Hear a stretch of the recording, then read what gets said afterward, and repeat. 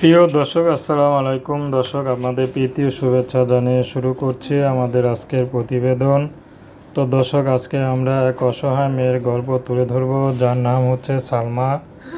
সালমা বিয়ে শাদী হয়নি। সালমার পড়াশোনা খুব ইচ্ছা ছিল।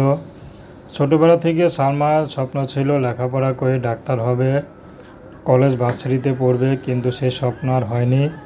কারণ তার বাবা নেই। তার বাবা বিয়ে করে চলে যায়, তাদের আর কোনো খোঁজখবর দেয় না। তো বর্তমানে সালমা শুধু তার মা আছে পরিবারে, আর তার ছোটো একটা ভাই আছে। তো সালমা এখন একটি অফিসে রিসেপশনে কাজ করে যা পায় তা দিয়ে তাদের হয় না। মাত্র 5,000 টাকা বেতন পায়, 6 ঘন্টা ডিউটি। তো 5,000 টাকা তাদের সংসার চলে না। তো সালমা চাচ্ছে এখন বিয়ে শাদী করে ঘর সংসার করবে। যদি ভালো একটা মানুষ পায়, সেই মানুষটি যেমনই হোক, যদি সালমাকে বিয়ে শাদী করতে চায়, সালমা বিয়ে করবে। কারণ সালমার অভাবে সংসার, এর জন্য সালমাকে কেউ বিয়ে করতে চায় না। আর যারাই বিয়ে করতে আসে তারা শুধু যৌতুক চায়, এই জন্য সালমারও বিয়ে শাদী হচ্ছে না।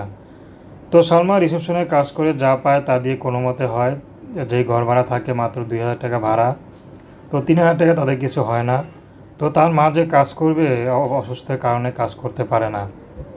তো দর্শক, এ ছিল সালমার জীবনের সংক্ষিপ্ত জীবন কাহিনী। তো প্রেম, ভালোবাসা, সাহায্য সহযোগিতা, বিয়ে শাদী করা একান্ত আপনাদের ব্যক্তিগত ব্যাপার।